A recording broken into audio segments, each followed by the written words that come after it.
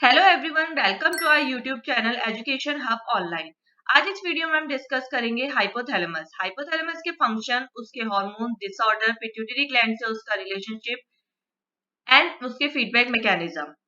Hypothalamus हमारे brain का बहुत ही स्मॉल रीजन होता है जो कि लोकेट होता है ब्रेन के बेस पे नियर पिट्यूटरी ग्लैंड। अगर हम स्पेसिफिकली बात करें तो ये लोकेट होता है just below the thalamus and above the pituitary gland. Hypothalamus pituitary gland से अटैच होता है with the help of a stock. ये जो हाइपोथैलेमस होता है ये हमारे ब्रेन का बहुत ही कॉम्प्लेक्स पार्ट होता है जिसमें कई सारे रीजन्स प्रेजेंट होते हैं जो कि हमारी बॉडी के वाइटल फंक्शंस को परफॉर्म करते हैं। हाइपोथैलेमस का जो साइज होता है वो एक पी के बराबर होता है और इसका जो वेट होता है वो 1% होता है ब्रेन के वेट के। हाइपोथैलेमस साइज में बहुत छोटा होने के बावजूद भी हमारी बॉडी में जो इंपॉर्टेंट फंक्शंस होती हैं उनमें एक क्रूशियल रोल प्ले करता है। अब ये कैसे करता है? सो हाइपोथैलेमस प्रोड्यूस करता है रिलीजिंग एंड इनहिबिटिंग हार्मोन्स। ये रिलीजिंग एंड इनहिबिटिंग हार्मोन्स क्या करते हैं?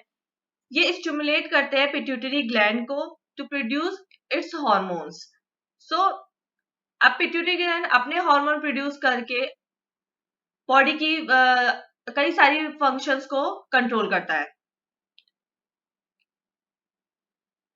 हाइपोथैलेमस हमारी बॉडी की फिजियोलॉजिकल साइकिल्स भी मेंटेन करता है। ये फिजियोलॉजिकल साइकिल्स होती हैं फॉर एग्जांपल सर्केडियन रिदम।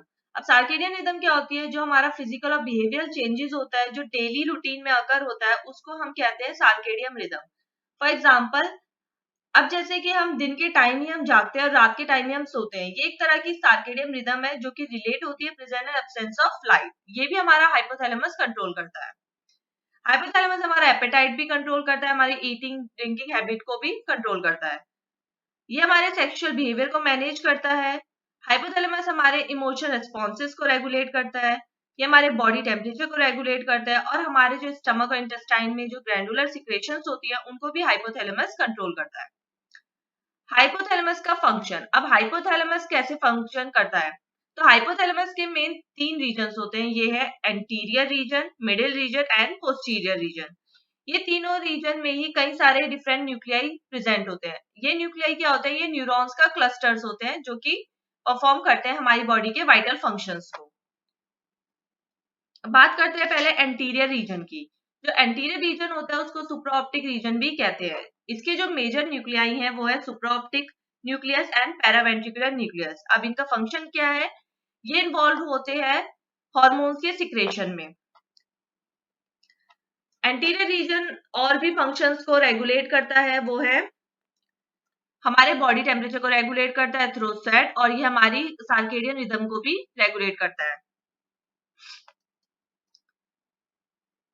जो हमारा एंटीरियर रीजन होता है इसमें इन मेजर न्यूक्लियाई के अलावा भी कई सारे स्मॉलर न्यूक्लियाई भी प्रेजेंट होते हैं, वो भी इन्वॉल्व होते हैं हमारी बॉडी के वाइटल फंक्शंस को परफॉर्म करने में। Middle region. अब मिडिल रीजन का दूसरा नाम होता है ट्यूबुलर रीजन। इसके जो मेजर न्यूक्लियाई है वो है आर्क्यूएट न्यूक्लियाई जो कि इन्वॉल्व होता है हमारे एपेटाइट में और वो रिलीज करता है ग्रोथ हार्मोन रिलीजिंग हार्मोन। दूसरा न्यूक्लियाई है इसका वेंट्रोमीडियन न्यूक्लियस जो कि रेगुलेट करेगा एपेटाइट एंड ग्रोथ को। जो पैरावेंट्रिकुलर न्यूक्लियस होता है उसका कुछ पार्ट भी मिडिल रीजन में प्रेजेंट होता है। अब बात करते हैं पोस्टीरियर रीजन की। जो पोस्टीरियर रीजन होता है उसका दूसरा नाम होता है मैमिलरी रीजन। इसके जो मेजर न्यूक्लियाई हैं वो है पोस्टीरियर हाइपोथैलेमिक न्यूक्लियस जो कि रेगुलेट करता है बॉडी टेम्परेचर को। अब ये रेगुलेट क्या करता है? ये क्या करता है? ये स्वेट प्रोडक्शन को ब्लॉक कर देता है और ये शिवरिंग को बढ़ा देता है। दूसरा है इसका मैमिलरी न्यूक्लियस जो कि हमारी मेमोरी के फंक्शन में इन्वॉल्व होता है। अब बात करते हैं हार्मोन्स जो कि हाइपोथैलेमस सिक्रेट करता है। पहले बात करेंगे इसके मिडिल रीजन की। जो मिडिल रीजन है हाइपोथैलेमस का वो हार्मोन जो सिक्रेट करता है वो है ग्रोथ हार्मोन रिलीजिंग हार्मोन। ये हमारे पिट्यूटरी ग्लैंड को स्टिमुलेट करता है, इससे फिर pituitary gland growth hormone produce करता है और ये ग्रोथ हार्मोन रेस्पॉन्सिबल होते हैं हमारे बॉडी के डेवलपमेंट के लिए और बॉडी की ग्रोथ के लिए। अब बात हम करेंगे एंटीरियर रीजन के हार्मोन्स की। जो एंटीरियर रीजन होता है वो इन्वॉल्व होता है वेरियस हार्मोन्स के सिक्रेशन के लिए और ये जो हार्मोन्स होते हैं फिर ये जाके इंटरेक्ट करते हैं हमारे नियर बाय पिट्यूटरी ग्लैंड से, फिर वो अपने हार्मोन्स को प्रोड्यूस करता है। तो पहले हम बात करेंगे इसमें कॉर्टिकोट्रोपिन रिलीजिंग हार्मोन। ये जो कॉर्टिकोट्रोपिन रिलीजिंग हार्मोन है, इसको एंटीरियर रीजन सिक्रेट करता है।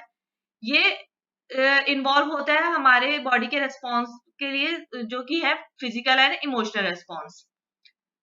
कॉर्टिकोट्रोपिक hormone, corticotropin releasing hormone stimulate करता है किसको? पिट्यूटरी ग्लैंड को। अगर हम स्पेसिफिकली बोले तो एंटीरियर पिट्यूटरी को।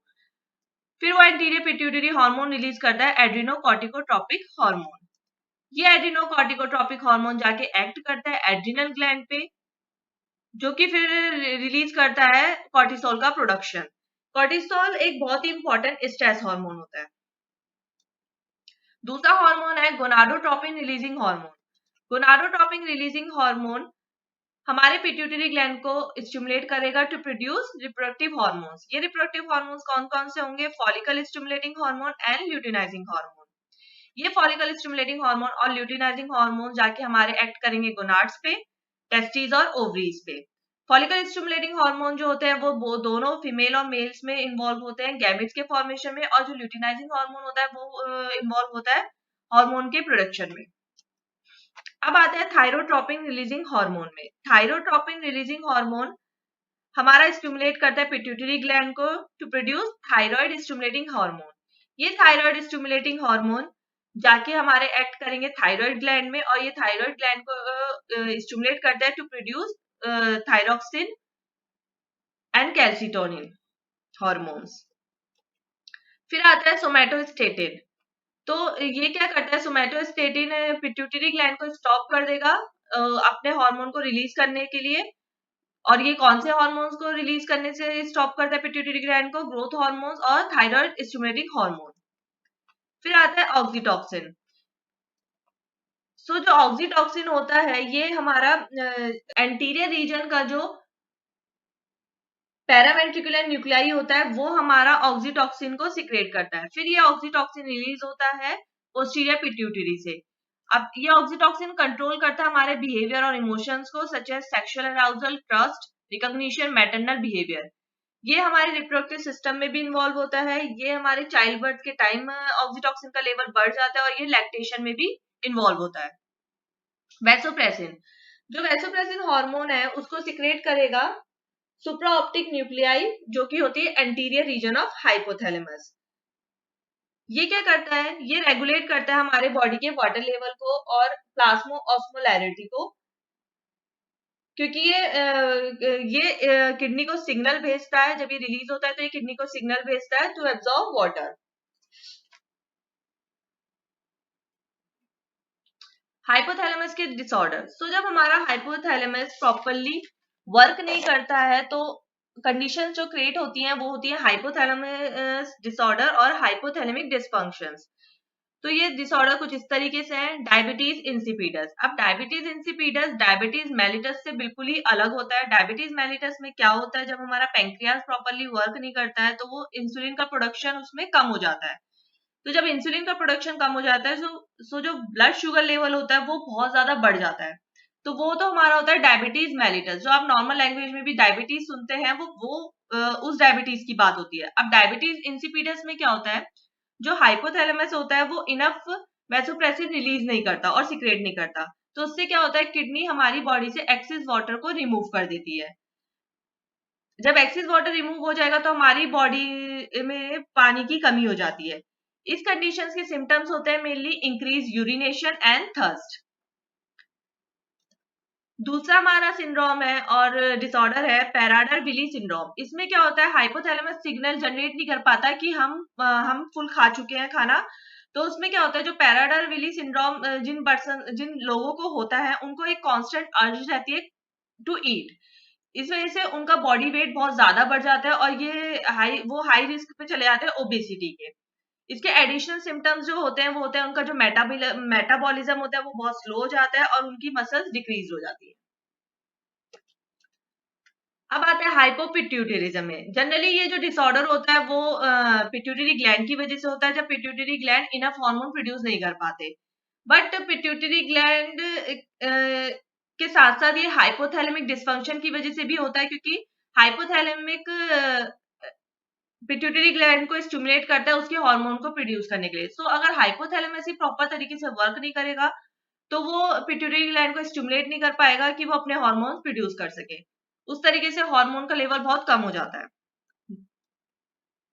जाइगेंटिज्म, अब जाइगेंटिज्म भी पिट्यूटरी ग्लैंड की वजह से ही होता है। पिट्यूटरी ग्लैंड क्या करता है, वो बहुत ज्यादा ग्रोथ हार्मोन प्रोड्यूस कर देता है। तो जाइगेंटिज्म में क्या होता है कि ये चाइल्डहुड के टाइम में होता है या फिर एडोलेसेंट के टाइम होता है। तो इसमें क्या होता है कि जो पर्सन की हाइट होती है वो बहुत ज्यादा बढ़ जाती है और उसके जो हैंड्स होते हैं और फीट होते हैं उनका साइज भी बहुत ज्यादा बढ़ जाता है।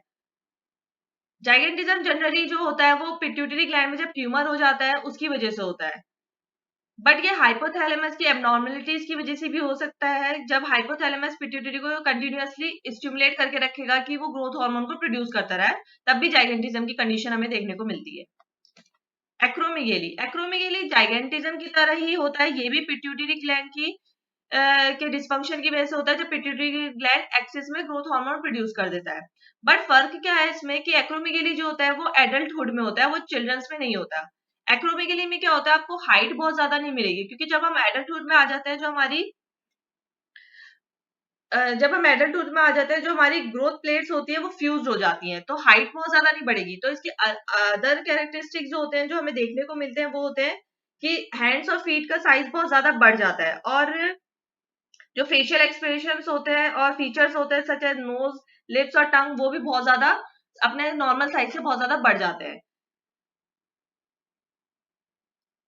ये भी हमारे पिट्यूटरी ग्लैंड में ट्यूमर की वजह से होता है, बट ये हाइपोथैलेमस एबनॉर्मलिटी की वजह से भी हो सकता है, सिमिलरली जैसे जाइगेंटिज्म होता है।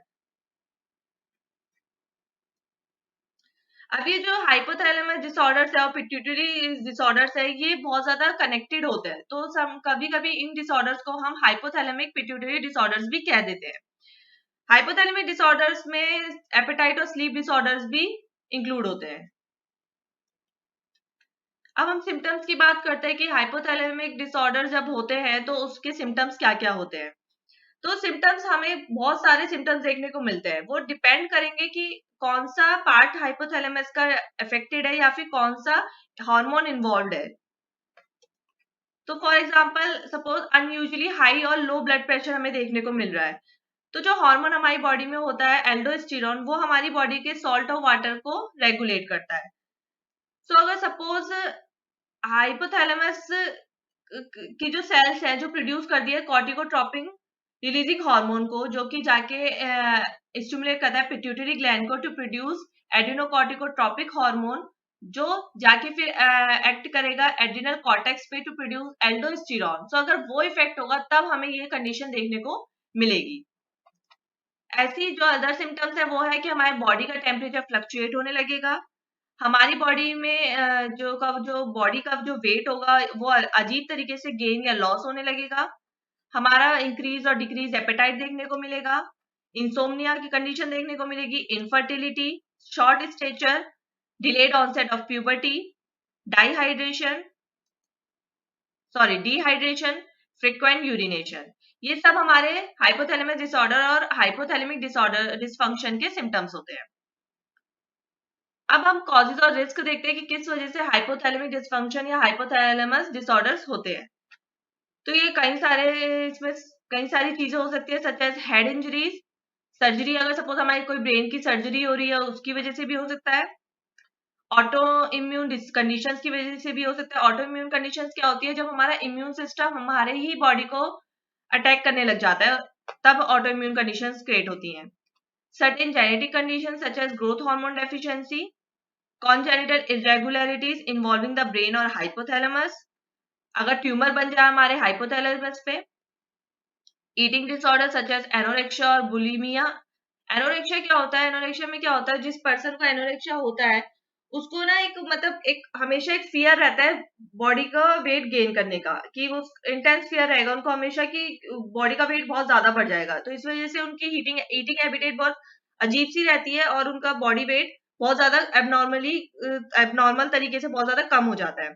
बुलिमिया में क्या होता है कि जिन लोगों को ये कंडीशन होती है उनको हमेशा ही उनकी जो कंट्रोल होता है उनकी ईटिंग हैबिट पे, वो उनका लॉस्ट हो जाता है और वो हमेशा ही बहुत अमाउंट में खाना खाते रहते हैं, तो उस कंडीशन से उनकी ओबेसिटी के चांसेस बहुत ज्यादा बढ़ जाते हैं। अब हाइपोथैलेमस को हम हेल्दी कैसे मेंटेन करें, तो अब हम बैलेंस डाइट लेकर हम हाइपोथैलेमस को हेल्दी मेंटेन कर सकते हैं। हमें इनफ स्लीप लेनी होगी और हमें एक्सरसाइज करनी होगी रेगुलरली। अब आते हैं हाइपोथैलेमस के फीडबैक मैकेनिज्म में। सो हाइपोथैलेमस, बात यहाँ पे हम करेंगे गोनाडोट्रोपिन रिलीजिंग हार्मोन की। So gonadotropin releasing hormone hypothalamus release करेगा, जो कि हमारे एंटीरियर पिट्यूटरी को स्टिमुलेट कर देगा। फिर एंटीरियर पिट्यूटरी हमारे दो हार्मोन रिलीज करेगा, वो है follicle stimulating hormone and luteinizing hormone. ये दोनों हार्मोन जाके हमारे ओवरी पे एक्ट करेंगे और वो फिर प्रोड्यूस करेगा एस्ट्रोजन एंड प्रोजेस्टेरॉन। ये यूट्रस पे एक्ट करेगा और अपने फंक्शन शो करेगा। जब इन हार्मोन्स का लेवल हमारा कम हो जाएगा तो एक पॉजिटिव फीडबैक भेजेंगे हाइपोथैलेमस को और एंटीरियर पिट्यूटरी को, ताकि वो अपने हार्मोन्स का प्रोडक्शन कंटिन्यू रखे। और जब एस्ट्रोजन प्रोजेस्टेरॉन का लेवल बहुत ज्यादा बढ़ जाएगा और वो यूज नहीं हो रहे हैं, तो वो एक नेगेटिव फीडबैक भेजेंगे हाइपोथैलेमस को और एंटीरियर पिट्यूटरी को कि वो अपने हार्मोन्स का प्रोडक्शन रोक दे। इसी तरीके से हाइपोथैलेमस का दूसरा हार्मोन की बात करें, वो है thyrotropin releasing hormone. Thyrotropin releasing hormone भी हमारा पिट्यूटरी ग्लैंड को स्टिमुलेट करता है to release thyroid stimulating hormone. वो थायराइड स्टिमुलेटिंग हार्मोन जाके हमारा थायराइड ग्लैंड पे एक्ट करेगा और वो उसको स्टिमुलेट करता है कि उसके हार्मोन्स को रिलीज करने के लिए, जो कि है थायराइड हार्मोन्स। अगर ये थायराइड हार्मोन्स का लेवल कम हो जाता है तो ये एक पॉजिटिव फीडबैक भेजेंगे हाइपोथैलेमस को और पिट्यूटरी ग्लैंड को कि वो अपने हार्मोन्स का प्रोडक्शन कंटिन्यू रखें। और अगर इनका लेवल बहुत ज्यादा बढ़ जाता है तो ये यूज नहीं हो रहे हैं, तो ये एक नेगेटिव फीडबैक भेजेंगे हाइपोथैलेमस को और पिट्यूटरी ग्लैंड को कि वो अपने हार्मोन्स का प्रोडक्शन रोक दे।